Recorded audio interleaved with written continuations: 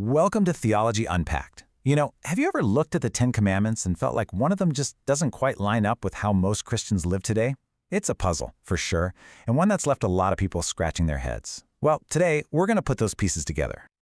So, let's dive right in. The puzzle we are tackling is a big one, and it's all about the Sabbath day. This isn't just a trivial question. It really gets to the very heart of Christian worship and the whole rhythm of our weeks. Here it is, the big question. Why in the world do Christians worship on Sunday when the fourth commandment pretty clearly points to Saturday, the seventh day? I mean, it's a fair question, right? And without a good answer, it can honestly feel like the Ten Commandments are walking with a bit of a limp. You've got 9 timeless commands, and then this one that seems to have been quietly changed. We're here to figure out why. Okay, so to get to the bottom of this, let's start by laying out the 2 conflicting pieces of evidence right next to each other. On one side, we have a direct, explicit command, and on the other, a completely different custom practiced by billions of people. I mean, just look at the tension here. The book of Exodus couldn't be clearer. Remember the 7th day. But then, fast forward to the book of Acts, and what do we see? The early church gathering together on the first day of the week.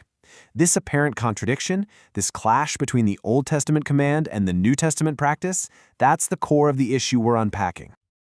All right, let's start digging for clues. The best place to start is by following the footprints of the very first Christians. What did they actually do? Well, the scriptures give us a surprisingly clear picture of their weekly routine. So Acts tells us they gathered on the first day to break bread and listen to sermons. The Apostle Paul, writing to the church in Corinth, tells them to set aside their offerings on the first day of the week. And he says, hey, this is the same thing I told the churches in Galatia to do. Now, here's what's absolutely crucial. This huge shift happens super early among Jewish Christians, and there's no record of any controversy about it. None. That's remarkable. A change this big doesn't just happen on a whim. It points to a massive, world-altering event that everyone just understood. So what was that monumental event? Well, the clues are right there in the Gospels. First, Jesus rises from the dead on the first day of the week. That same evening, he appears to his disciples. Then, a week later, on the next first day, he shows up again. And it doesn't stop there. 50 days later, on the day of Pentecost, which also happened to be the first day of the week, he pours out the Holy Spirit. Do you see the pattern? Jesus himself was establishing a new rhythm, meeting with his people on the first day, and marking it as incredibly significant right from the get-go. And this pattern points us directly to the answer. That monumental event was, of course, the resurrection. But it was more than just an event. The scriptures talk about it as the beginning of a whole new creation. The Bible often talks about history in big chapters, or what you could call creations. You have the original creation, the world before the flood, the whole era of the Old Covenant, and then with the resurrection of Jesus, the gospel kicks off a brand new age, a completely new spiritual reality. And believe it or not, this wasn't some new idea that came out of nowhere. Hundreds of years earlier, the prophet Isaiah actually foretold this very thing. God promised to create a new heavens and a new earth, one so glorious that the old world would just fade from memory in comparison. This amazing Old Testament promise finds its ultimate fulfillment in the New Testament reality of Jesus. And here's where it all clicks into place. The resurrection was day 1 of this new creation. Think about it. The old creation had its day of rest, the 7th day, to mark its completion.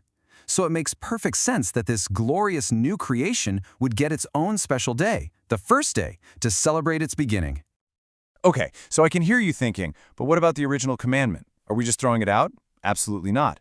And to understand why, we need to grab onto a powerful analogy the scriptures use all the time, the idea of a shadow and the reality that casts it. Think of it like a movie trailer. The Old Covenant Sabbath, which celebrated Israel's deliverance from slavery in Egypt, was the trailer. It was the shadow, pointing to something way bigger that was still to come. But Christ's resurrection, our deliverance from sin, that's the main event. That's the blockbuster reality. So the focus naturally shifts from remembering the old creation's rest to celebrating the new creation's start. It's not about replacing the command, it's about fulfilling its deepest meaning in a much more glorious way. The Westminster Confession of Faith actually breaks this down beautifully. It's really a 3-step logic. First, the moral principle of setting aside one day in 7 for rest and worship, that's permanent. It's for all people, for all time. That doesn't change. Second, the specific day, Saturday, was a ceremonial part of the law, tied specifically to the Old Covenant. And third, Christ, who is the Lord of the Sabbath, has the full authority to change that ceremonial detail. And he did, by his resurrection, establishing the first day as the new Lord's Day.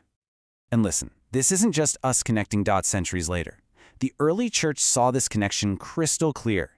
In the book of Acts, the apostles quote from Psalm 118, the part about the stone the builders rejected becoming the cornerstone, and they apply it directly to Christ's resurrection. And what's the very next line in that psalm? This is the day the Lord has made. They knew. They understood that the resurrection had created a special, specific day of rejoicing, a day made by the Lord himself. All this brings us back around to our central question, the one that really gets to the heart of this whole explainer.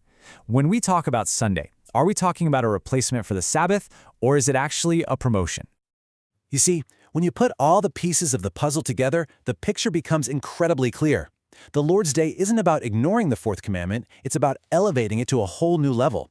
It's not about looking back and remembering the end of the old world, it's about looking forward and joyfully celebrating the beginning of the new one, a new world kicked off by the resurrection of Jesus Christ. That limp we thought we saw in the Ten Commandments, turns out it was never there at all. Thanks for tuning in to Theology Unpacked. Please like, subscribe, and share this with the first person you thought of who needs to hear it.